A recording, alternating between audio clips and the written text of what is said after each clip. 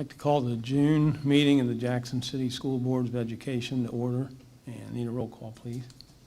Mr. McDonald, Present. Mr. Moore, Here. Ms. Harless, Here. Dr. Morris, Here. Ms. Smith. Here. All right, would everybody please stand for the Pledge of Allegiance?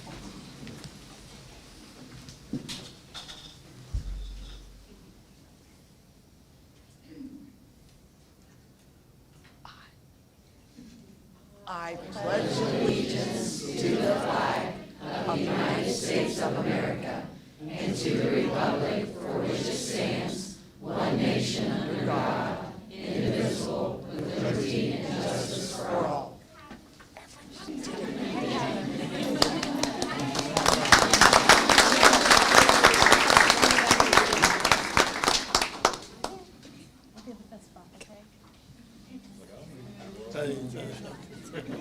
Thank you, sweetheart.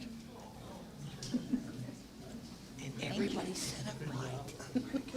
Yes. That's what we've had in a while. All right. Move on. Could I have an approval of the agenda? Need a motion and a second. So moved. I'll second.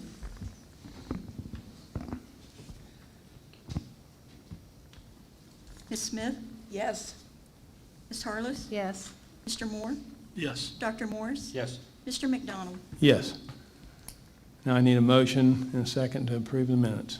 So moved. Second. Ms. Smith, Yes. Mr. Moore, Yes. Ms. Harless, Yes. Dr. Morris, Yes. Mr. McDonald. Yes. Okay, we'll move on to public participation. We've got 3 different items on here, so I'm going to turn it over to Mr. Howard that he can discuss some of these items. Yeah, we are required to offer the community the opportunity for input regarding our ARP ESSER funds. So if anyone would like to address the board at this point. All right, hearing none, we'll go to our normal public participation. Okay, we have 3 people in here. We've got Michelle Sanborn got up first, so if you'd like to come forward, here, we'll allot you 3 minutes to go ahead and speak. All right, thank you. I wanted to speak tonight because of information I have recently learned. This topic is about COVID-19, and I know many of you have been very personally affected by it. I understand that our school board and administration had tough decisions to make, and I appreciate them keeping us in school all year. I also understand that this is a touchy subject. For now, I'm just asking that you put fear and emotion aside and listen to some facts, especially in light of talk about a 3rd wave of COVID or COVID variants. After dealing with this for a year and a half, we now have more information. My plan is to cover 3 topics: masks, vaccines, and treatments for COVID. With masks, there's information on both sides of the argument as to whether they are effective or not. I'm not here to talk about that. However, I would like to talk about what they are finding inside the mask. The University of Florida did a mask analysis of 6 masks worn by 5 school children and 1 adult for a period of about 6 hours. 5 out of the 6 masks were contaminated with bacteria, parasites, and fungi. Some were pneumonia-causing, some meningitis-causing, and some were antibiotic-resistant bacteria. Less dangerous pathogens identified included things that cause fever, yeast infections, and strep throat. Because of how it was affecting students, the state of Iowa has recently signed a bill stating they will not mandate masks for their school children or staff again. Instead, they are allowing individuals to make their own decisions about mask wearing. I am suggesting that we do the same. I also suggest we talk to our students about health, nutrition, exercise, getting outside, and getting enough sleep. Let's continue with the fruit and vegetable program that we had last school year if that's possible. Let's allow our God-given immunities to work for us. With the vaccines, they have not been fully licensed. They are still in experimental stages and under an EUA, which stands for Emergency Use Authorization. There's a self-reporting system on the CDC's website called the Vaccine Adverse Events Reporting System, or VAERS. The latest numbers as of June 18th indicate almost 400,000 reports of adverse events following the vaccine. That includes over 30,000 serious injuries and over 6,000 deaths. Since this is a self-reporting system and many people have never heard of VAERS, it is estimated that only 1 to 10% of what is actually happening is being reported. Some of you may be hearing about people suffering from blood clots, heart inflammation, and miscarriages. So I am suggesting that we do not get to the point of mandating vaccines for our staff, and especially not for our students.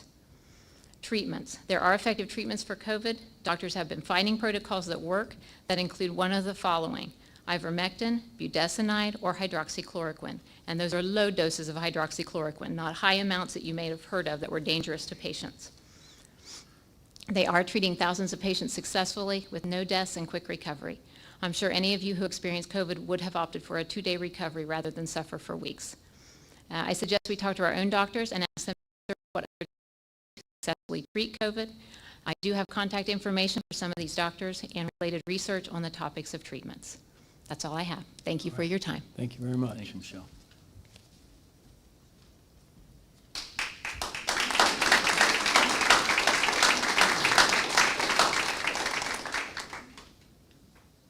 All right.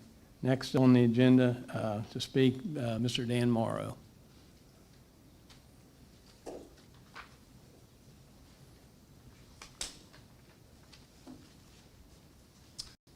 Do I have to follow Michelle? She's one of my favorite PE students I ever had all my life, and she's so smart, and here I am going to ramble for just a minute or two. But my name is Dan Morrow. I'm a local resident, been here all my life. I am somebody who was in a battle this last year. I received COVID back in December, and it was a battle, and it was a hard-fought battle, and I'm out the winner. I want to take a second to thank our school board, our administration, our teachers especially, custodians, coaches, players, anybody that helped make that last school year successful, and it was, because that was one very difficult year, and we appreciate everything everybody did. Now the secret is we want to make next year a better year. Michelle had great ideas in there. We all got to come to an understanding. I lost the battle to COVID back December 16th, went home, told my wife, I don't feel very good. I think I'll lay down for a minute. Well, it was about 3 weeks later I got back up. It was a terrible ordeal I went through. After about 8 days, she says, you're going to the ER. I can't take this anymore.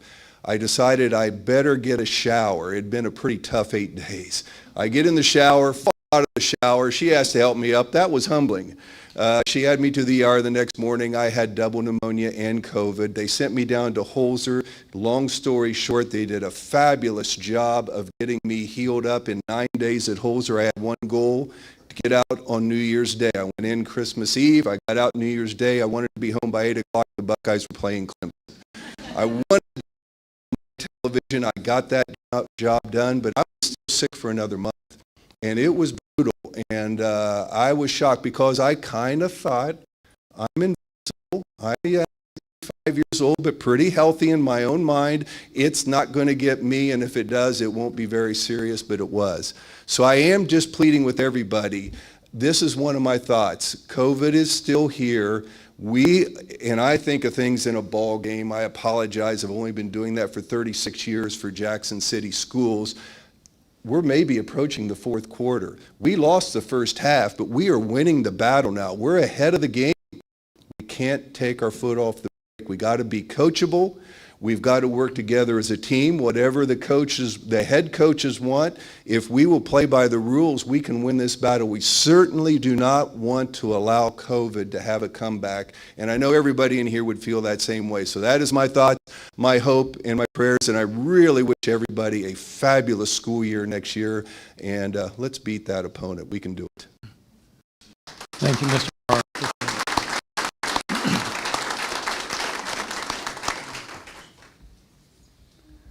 Mr. Jim Parsons.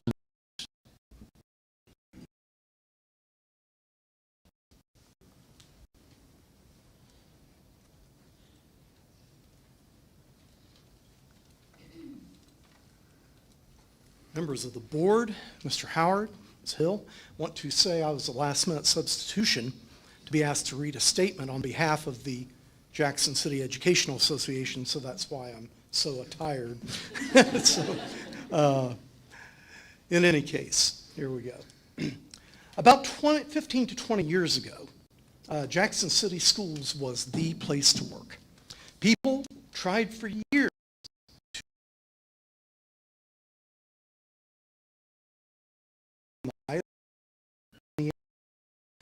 many educators who live in neighboring districts traveled to Jackson City Schools to work because of the great pay and work environment.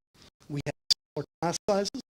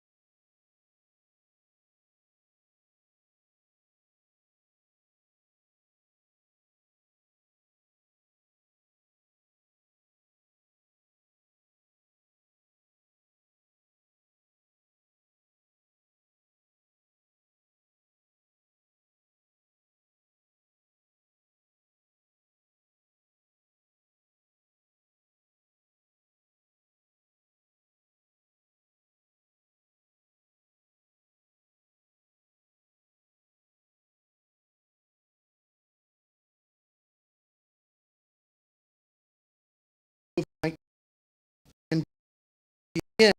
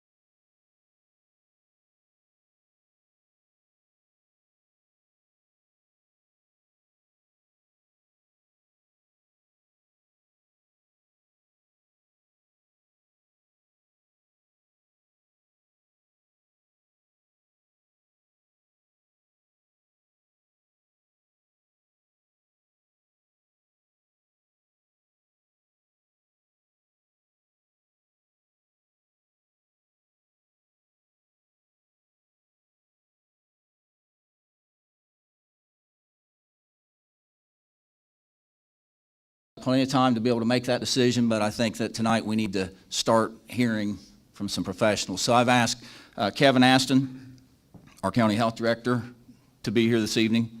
Doc Owen, most of you know who Doc is. And then we even have virtually, we have Dr. Howler. She's at the beach. Sorry about that, Dr. Howler. But, so she is, we're going to pipe her in from Hilton Head. And so she's waiting on us here as well. So I'm going to turn it over to Kevin. We'll let you speak first, and then we'll go from there.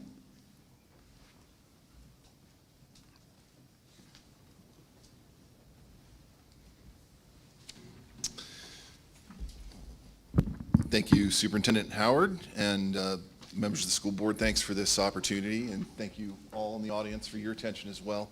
I just was invited here to give a brief sort of summary on some of the statistics that I know about COVID here locally. So we've had 67 COVID-related deaths in Jackson County and 199 hospitalizations to date. I'm happy to report that our average daily case rate is falling. In April, by the end of the month of April, we were only averaging about 3.5 new cases of COVID per day in Jackson County.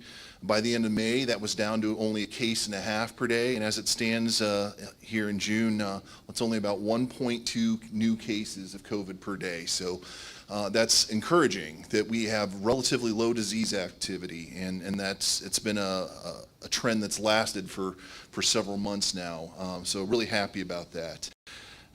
We've had 3,100 lab confirmed cases of COVID in Jackson County residents. I don't know how many total cases of COVID we've had, because there's, I'm sure, been a certain amount that haven't been lab tested. So it's really a great question. That's a really important unknown. We don't know about the unknown people that have had it. As you've, I'm sure, heard, a lot of people can have the infection and not feel symptomatic at all and then be able to spread it on. So we just don't know how many total people have had it. We know that 36% of Jackson County residents have been fully vaccinated for COVID-19. And I'm proud to say that my health department's responsible for immunizing a fair number of those.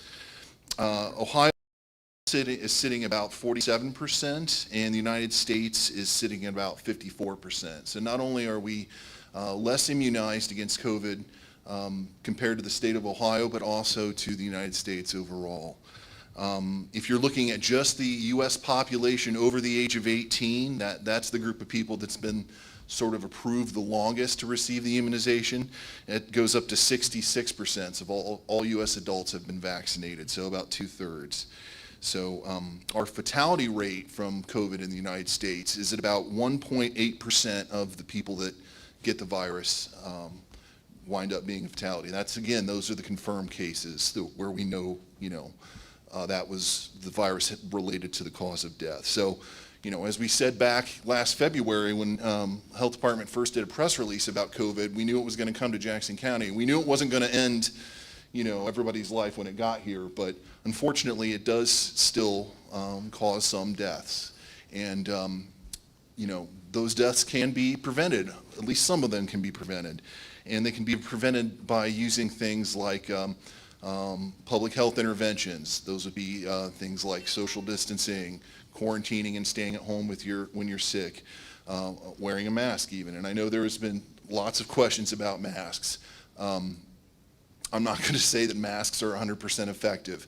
It takes a whole lot of discipline to wear a mask and to wear it well so that it can be as useful as it can. And even when you're doing that, especially a cloth mask is not going to trap every single particle that comes out of your nose or mouth. So I'm not going to say that they're like the be-all end-all. They certainly aren't. But any of the particles that it does stop are that fewer amount of particles that are going out into the local environment and potentially, infecting somebody else. That's why they continue to be recommended, especially for people that are at risk of having COVID, namely the unvaccinated. At this point, most of the people that are fatalities in the United States from COVID are the ones that aren't vaccinated, unfortunately. So there's certainly some opportunity there to prevent some more illnesses and deaths. So I would indeed encourage everybody to get vaccinated. And you don't have to take my word for it. Please reach out to your own doctor, your own nurse practitioner, whoever it is that you trust, that you get all of your health advice from. Go talk to that person about vaccination, whether or not it's right for you and your health. I know that the Delta variant has been in the news here recently. It is a bit concerning. This is a new strain of the virus that seems to be a little more transmissible, a little easier to pass between people than the predominant strain that we've had to deal with here in Jackson County up to this point. There may be a potential, and they're still studying this, and I think there's going to be a lot more to be studied and to be discovered about this, but we're not quite clear if the vaccines are quite as effective against this variant or not. So we may start to see some sort of situation in the future where, a booster shot or, another dose or more, might be recommended. And, maybe this will turn into a flu shot type of situation where there's a different strain going around and periodically you're getting inoculated against whatever's that predominant strain, which I think the summary of this is it's an unfortunate fact, but this virus has sprung into the world and is just a hazard that is on our planet Earth now. And, it's cumbersome and unfortunate, but we have to acknowledge it and deal with it, and it's still going to be here, whether we like it or not. I want to thank the school administration, the school board, and the superintendent for how seriously I think you've really taken this situation and how you understand the way that you structure your school environment here can have effect on the children's health and whether or not they catch the virus at school and what happens if they do and whether or not they bring that home to mom and dad and grandma and grandpa, that sort of thing. I think you've done a very diligent job over the last year. I wanted to thank you for for everything you've done. I know it's not been easy and it's not been a fun year for any of us, but I wanted to thank you as well for your continuing partnership. As you may know, we've held vaccine clinics here at your schools, and we will be doing that again. Kind of waiting for the approved age groups that are eligible to get the vaccine to drop below 12. And then, we certainly would be happy to come and hold immunization clinics here again to try to, inoculate whoever we are able to that are approved to get the vaccine. Maybe we'll try to pair that up with some back-to-school stuff. It just kind of depends on the timing. And I'll just finally say, this has been the longest year of my life. I don't know, maybe some of the rest of you can say that. And it's part of the reason why it's been such a long year is that every day, every week, things continue to change. And it's been a constantly evolving, changing, dynamic situation. We learn more and more. As we learn more about the virus, we kind of adjust how we're responding to it. And unfortunately, I wish this situation was over, but the virus is still out there. And so, unfortunately, we're still going to have to continue to adjust as we go. And so, the school administration, I know you're going to do that just like you have this past school year. So, was there any questions for me? Thank you very much for your attention. If there are any other questions or concerns from any of you, from anybody in the audience, please don't hesitate to reach out and contact me. I'm not hard to find. Thank you. Thank you. Appreciate it. I want to take just a second to thank Kevin because I wore him out last year. I was constantly calling, and he either answered the phone every single time I called or would call me back within a matter of minutes. So I really appreciate that because most of the time when I was calling him, I needed an answer really soon, and he recognized that and would have been easy to take the next day or whatever to call, and then whatever we needed to decide is already over with. So I appreciate that you were always available for us. Next up here we have Dr. Owen. I want to thank you for inviting me. I too had COVID. I had it in early December, and I ended up in hospital. It's no fun. Hey, Doc, It's not a could fake you disease. turn your mic down a little bit there? There, all right. Thank you. I too had COVID early in December, and I spent some time in hospital. It took me probably 3 weeks to recover. It took me probably 2 or 3 more months before I felt human again, and I'm still short of breath. And if I jog up the stairs at work, I'm huffing and puffing, and I didn't used to do that. So it is a very real and very dangerous disease. I had a 21-year-old lady who spent about almost 3 months in a hospital. She had absolutely no health problems, and she was on 15 liters of oxygen. They're getting ready to intubate her. There's nothing wrong with intubation. It just tells you that the disease has, the bradykinins have destroyed the lung tissue that much that, that really, she's in bad shape. So she's finally home. She's doing okay, but she's got serious chronic lung disease now. So just because you're young and healthy doesn't mean that you're immune to this disease. The other thing to think about is SARS-1 came around in 2003, and it could have been called COVID-03. It was a coronavirus. That's what we are basing this whole thing on. When they looked at this virus, they realized that it was very different from the SARS-1 virus, but one important part, the tail protein was the same, so that's how it attaches to human beings, to the ACE receptors. And looking at, they were in phase 1 clinical trials 18 years ago with an RNA vaccine that's quite similar to what we have out now with the Moderna and the Pfizer. Not at all like the Johnson & Johnson. That's not really even based on a coronavirus. It's quite a different thing. So, looking at this, we've given hundreds of million doses worldwide. When a self-reporting system can be very, very misleading on the data, you have to understand what that is to know how to interpret data. I have a lot of patients have come in, they've blamed everything under the sun on the COVID vaccine when it was clearly something else that we showed them. So, self-reporting system isn't the best.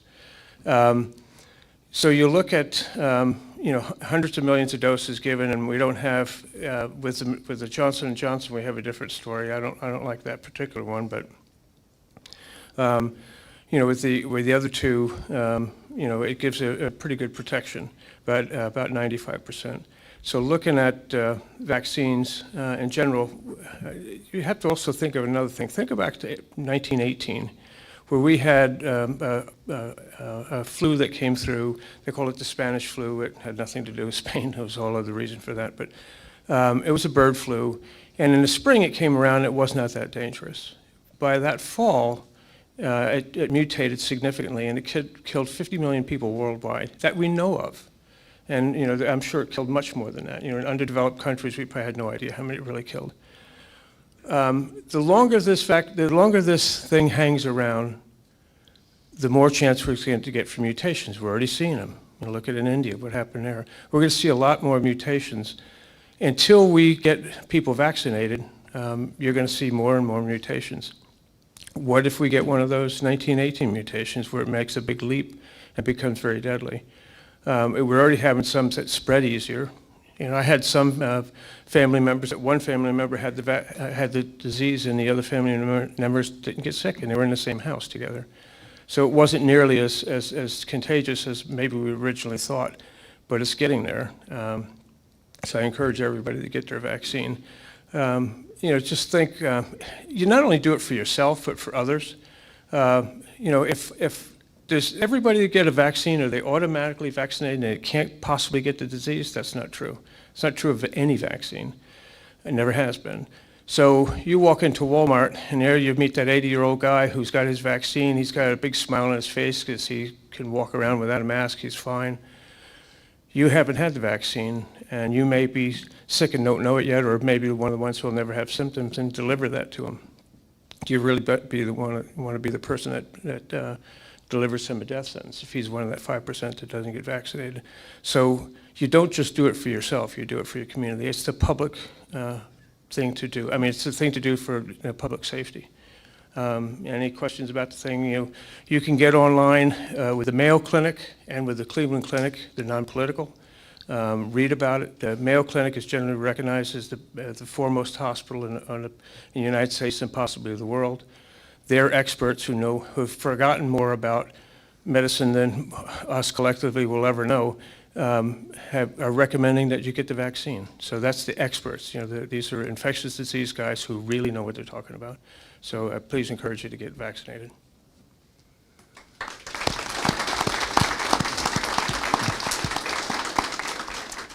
Thank you, Dr. Owen.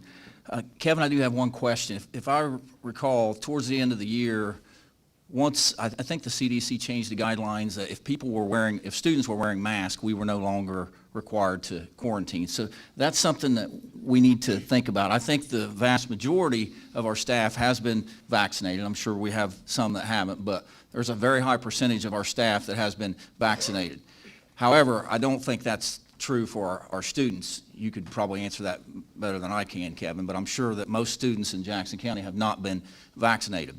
Yeah, that's unfortunately true. Like I mentioned, it's only 12 and up that are approved to get the vaccine. So, all your elementary school students, certainly would be out. And unfortunately, many of the, the students that are eligible still have not.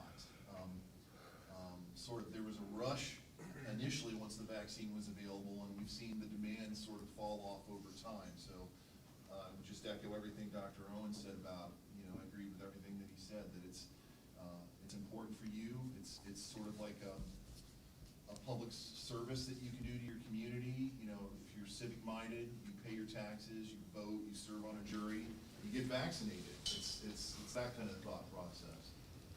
So if you're vaccinated and or you're wearing a mask, you're not going to be quarantined if you're exposed. But with so many kids in the building that are not vaccinated, we could be back in a situation where you guys all remember, we had upwards of 140, 150 students that were being quarantined on a daily basis, particularly when you get to the high school and the junior high, because we did some things at the elementary where we kept students in a group with one particular teacher. You can't do that at the high school or the middle school. So you've got a student who has 7 or 8 different classes during the day. If he's got COVID and no one's wearing masks, then potentially we have to contact trace, and potentially he could take out 6 or 7 kids each class period. So that one student could cause 15, 20, 30 kids to end up being quarantined. So another reason for I want to say one more thing.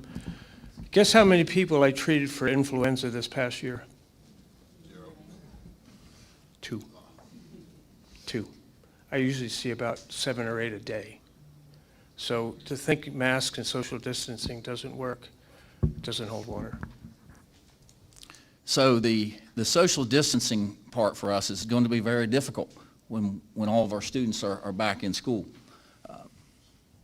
But again, we've got 7 weeks to make this determination to see how we want to go about things and see what the landscape looks like between now and then. So, did we lose Dr. Howard? Yes, she checked out for some reason. Okay, so maybe we can get her at our July meeting to get her input. Again, I want to thank you guys for taking time to come to the meeting, and I know you guys both have really busy schedules, so we'll give you guys the opportunity to head out and not have to sit here through the consent agenda. You're welcome to say, by all means, if you'd like. Run while you can. Thank you, guys. Thanks for the opportunity. Bye. Thank you. Dan, I didn't say you could go.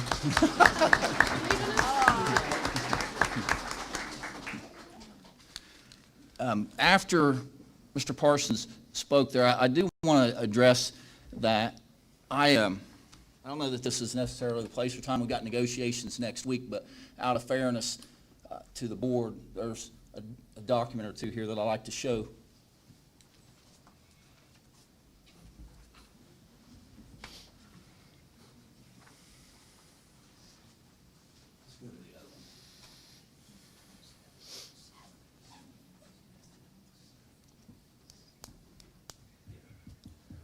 This is a document that you can get on the Ohio Department of Education, and there's all kinds of information here about any district. You can line up different districts and be able to compare them. So I got here Jackson, Wellston, Oak Hill, in Benton County. And if you go down to classroom teacher's average salary for fiscal '20, you can see what all four districts are. All four of them are nines, Wilson is 60,200 and some. So there's very, very little difference. Actually, we're ahead of Oak Hill, but there's very little difference between any of the three of them. You can break this down even further. This tells you what percentage of your staff has 10 years experience or more. We're at 55% of our staff has 10 years or more. Wellston has over 60% of their staff has 10 years or more, and Oak Hill and Benton County, 67%. Obviously, the more people that have the more experience, the higher that makes your average. So if we were at 67% here, Well, that's better. if we were at 67% here, and they were at 55, that would very likely be switched. These are not numbers Phil Howard made up. Anybody can get these if you go to the Ohio Department of Education. Where's that other one? One other thing I want to point out here. Let's talk about state revenue per pupil. The state has a method of calculating how much revenue each district gets. We get $6,794 per pupil. Wellston gets $11,560 some per pupil. Oak Hill gets over $9,000 per pupil, and Benton County gets over $10,000 per pupil. Each district is unique. No two districts are the same because of the funding mechanism. If you look at the total revenue per pupil, when you figure in the state revenue, federal revenue, and so forth,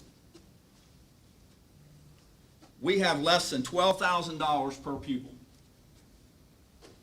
Wellston gets over $16,000, and Oak Hill gets over $15,000, and Benton County gets over $16,000 per pupil. Now, let me point something else out to you. If you look at enrollment,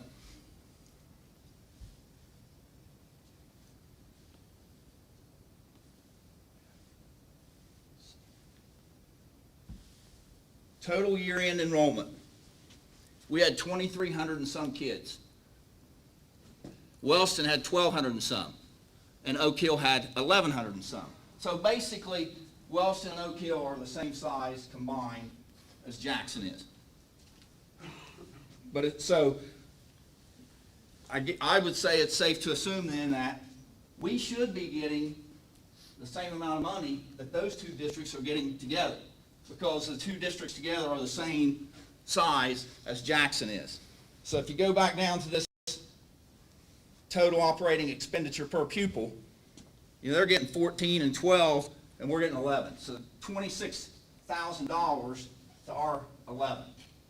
So things are not necessarily equal amongst districts.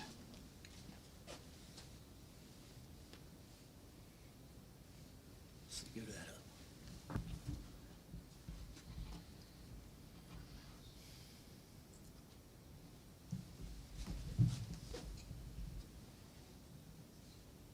Is there a way to make it some bigger? I know this is really small, but this is something that we look at.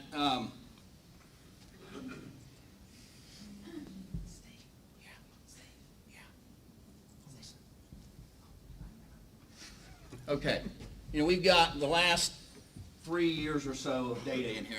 I'm not sure how, our starting salary last year was $39,585. If you go to Oak Hills, was $39,137. Can't they listen? Let's see, where's Wellston at? Wellston's was $37,945. These are all available. If you want to go to SERB's website, State Employees Board You can pull these up, and you can look at every single individual contract for every district in the state of Ohio.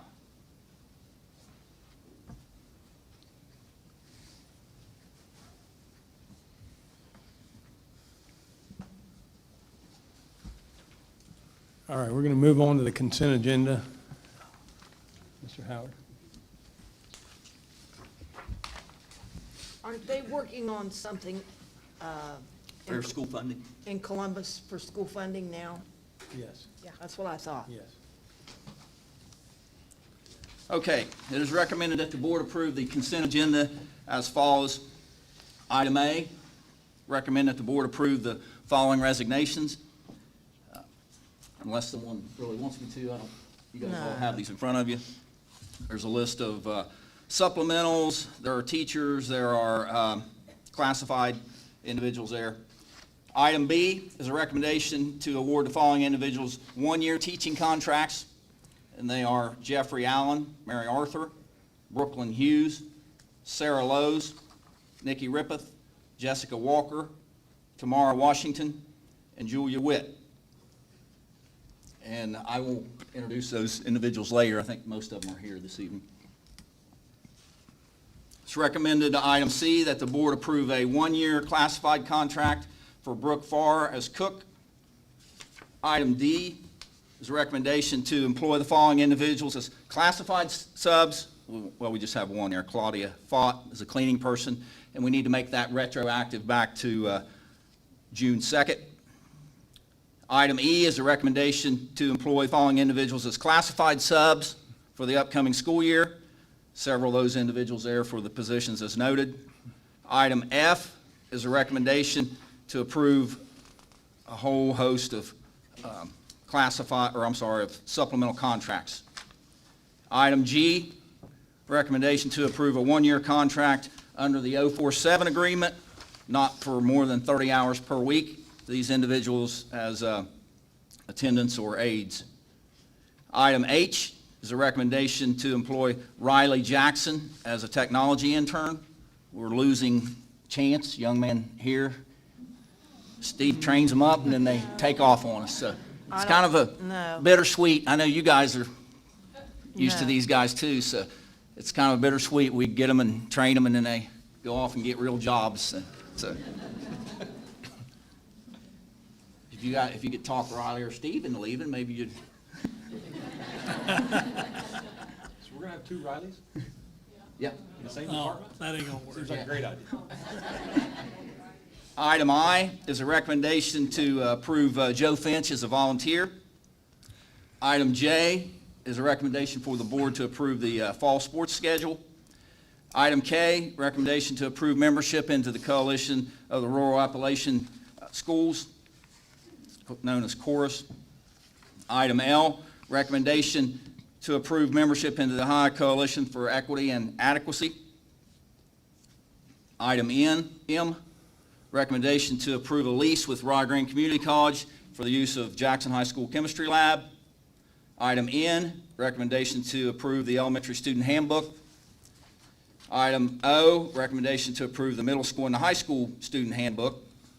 Item P, recommendation to approve a contract with Valley Local Schools for purchases of services. Item Q is a recommendation to approve a basic contractual agreement for a co-op with Gallia-Jackson Benton Vocational School. Item R, recommendation to rescind a contract with Amaz Construction. This was, they were going to do some paving for us this month, but we got a call and they're not coming. So, item S is a recommendation to approve a contract with Chapman Paving. It's a little different scope of work. We were going to do Westview and Northview, but now we didn't budget enough, and so we're going to just do Northview, and I think we're going to do something down at the bus garage and seal the stadium parking lot, and we will get Westview next year. Item T is a recommendation to approve an audiology and vision service contract with South Central Ohio ESC. Item U is a recommendation to approve a psych service contract with South Central Ohio ESC. Item V is a recommendation to approve a speech-language pathology service contract with the South Central Ohio ESC. Item W, recommendation to approve an occupational therapy service contract with South Central Ohio ESC.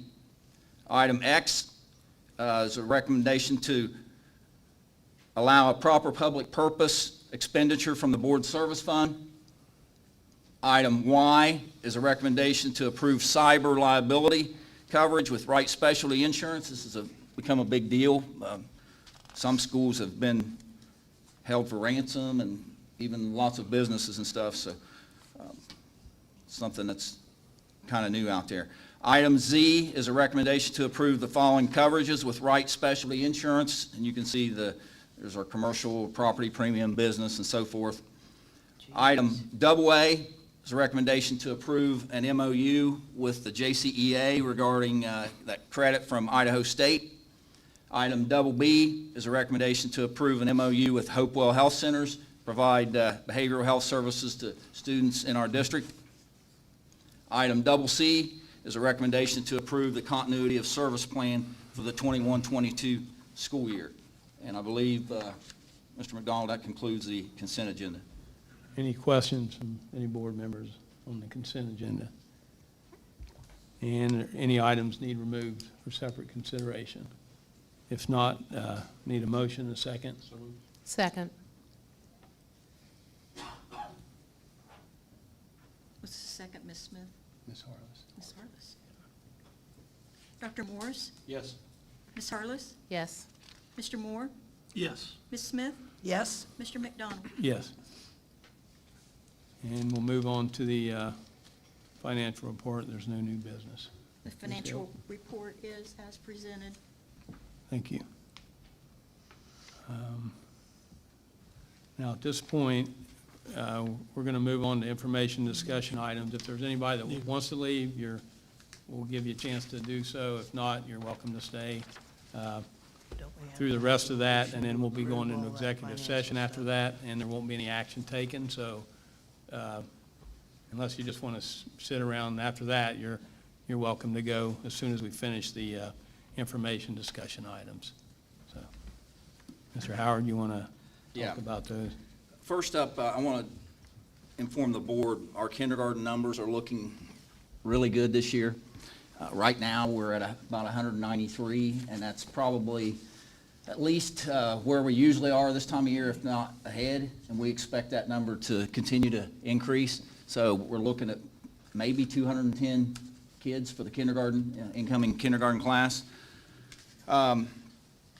I know you guys know this. It happens every year. It's usually not something that most people are aware of, but we have lots of open enrollment kids. We have inter-district open enrollment, which is students that come from other school districts.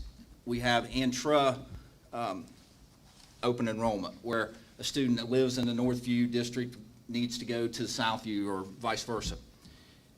But we have to, our task is to try to make sure that we can't have 90 kindergarten kids in one building and 50 in another. So we have to try to balance these out as best we can. And sometimes that gets difficult. Right now, we have more students at Northview than we do the other two buildings, considerably more. So what we do when we have that situation is we take a look at the inter-district open enrollment students. And, for example, right now we have 10 students that have applied to go to Northview that coming from Wellston, Oak Hill, Benton County, wherever. So we will go to those 10 parents first and say, Northview's full, we can't take you, we'd love to have your kids in the Jackson City School District. Would you be interested in coming to Southview or Westview to try to balance things out? So I just wanted you to know that, you know, you may run into people who are a little upset because they wanted a particular building. That's why we got to try to balance the numbers out as best we can. Of course, we take into things like siblings. If you've already got a sibling at that building, we're not going to split those kids up and that kind of thing. So just know that, and it's probably going to be a big year for kindergarten this year. Online learning.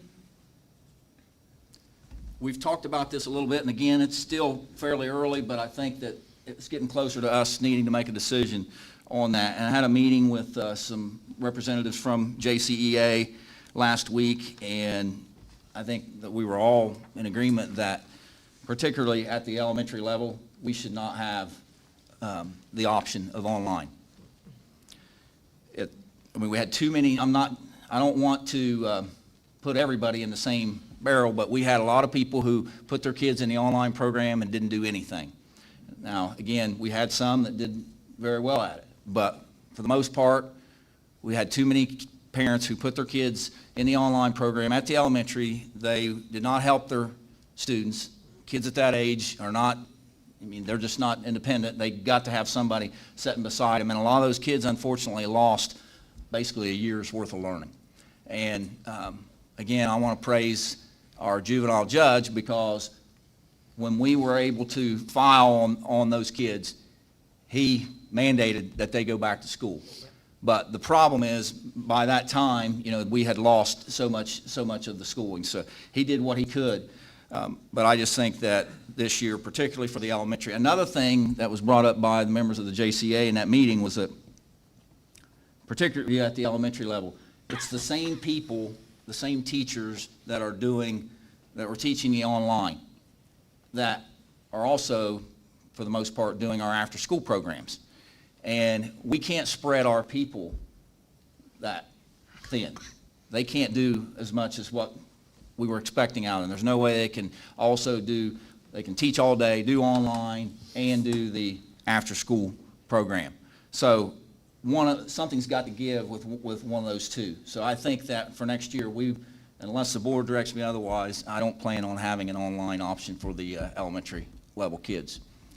Middle and high school, the principals seem to think that we had some success with that.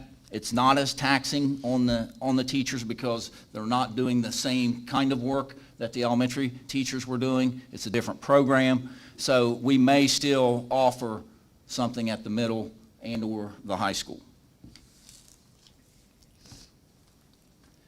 C, I think we beat that one to death here in the first half hour of the meeting. Again, it's still too early to make any decisions.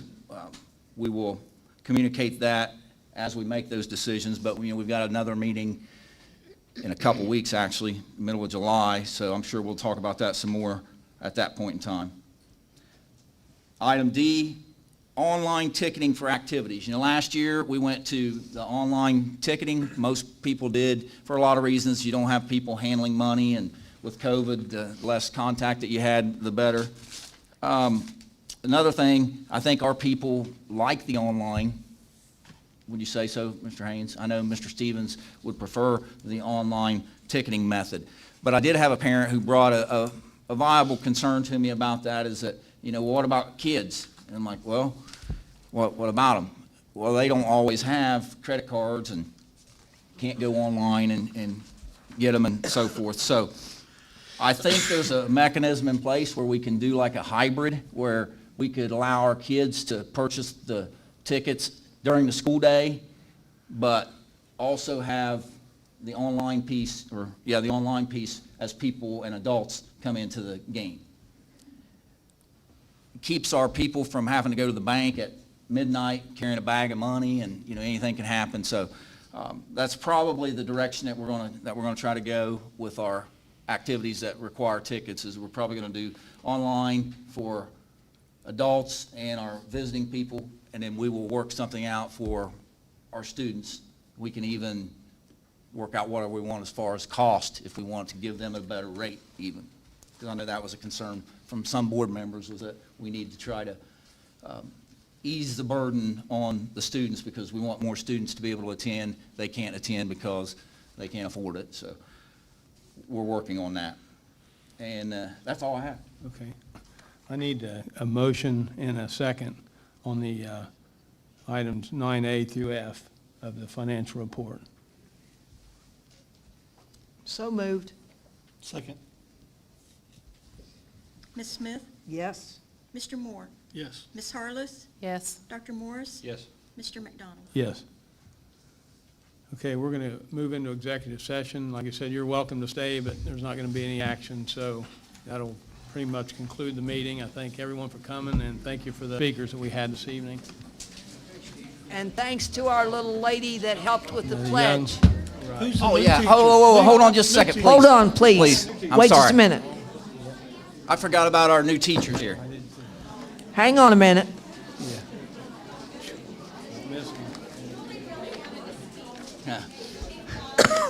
I know all of our new people are dying to speak here, so, and I'm not sure how many of them are even here because I can't tell who's here right now, so. I know this gentleman's not here. Jeffrey Allen, he is replacing Lisa Walker here at the high school. He's taught business at Oak Hill for many, many years and was a football and track coach there at Oak Hill. Mary Arthur, Mary, you here anywhere?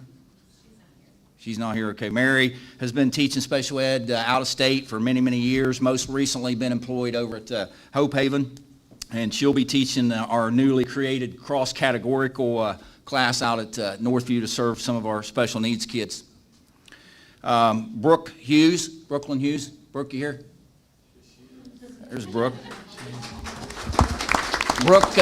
Brooke is a 2016 Jackson High School graduate. She taught at Head Start last year, and she'll be teaching intervention at Northview.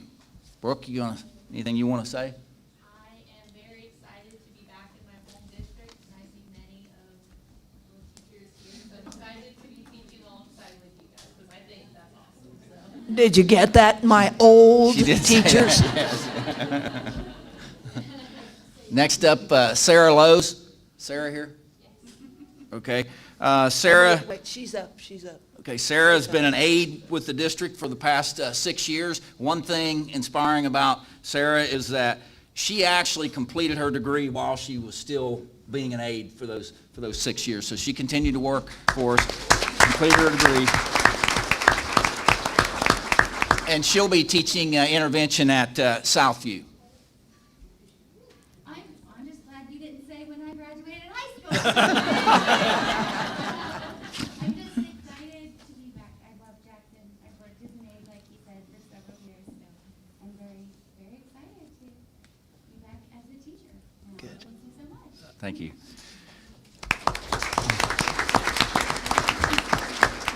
Next up, we have Nikki Rippeth. Nikki's no stranger to us. She's been here before. She's replacing Brett Hoddle out at Southview Elementary. She has taught in the district before at Jackson Middle School for a few years, but left when her and Adam moved to Columbus. And she's been the last 2 or 3 years in Waverly and has now come back home here. So. Yeah.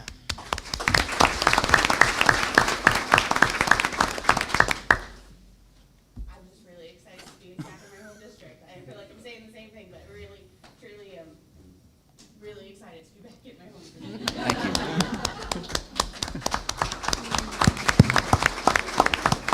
And next up, we have Tamara Washington, and she's in the back there. Tamara will be teaching language arts here at Jackson High School. She's a graduate of Chillicothe High School, so welcome aboard, Tamara. Really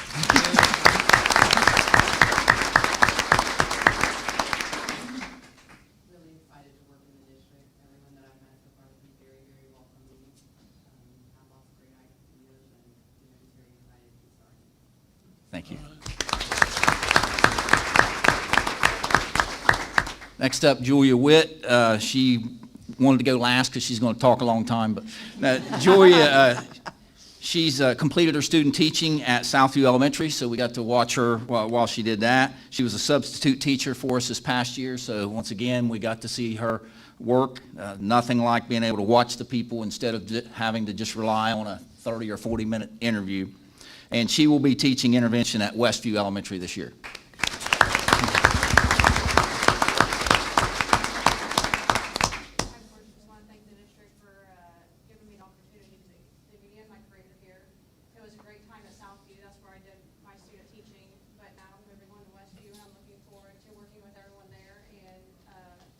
Getting to work with the kids and also getting to know the staff and working with them. So thank you. So I need all of the new teachers to stick around here for just a minute, so prior to our executive session, so we can get a photo, and then we will go to executive session. Who? Who did I forget? I did not.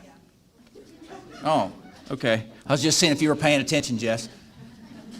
That's what I used to say when I was teaching advanced math at Piketon High School, when I had a student in there who knew way more about it than I did, and he'd constantly raising his hand and correcting me, and I'd say, I was just saying if you were paying attention. Jessica is a 2005 Jackson High School graduate, and she will be teaching intervention at Northview Elementary. She's actually had a couple of cool experiences. She's been teaching in Montana and also in West Virginia. So 2 different states, and she's now back home. Of course, you guys know her mom, Mel. Mel is one of our secretaries out there at Northview. So congratulations, Jessica.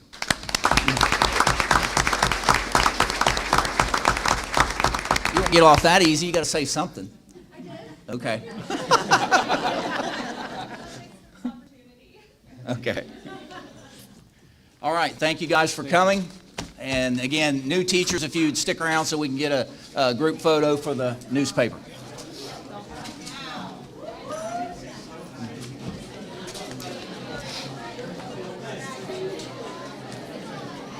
How are you? I'm fine.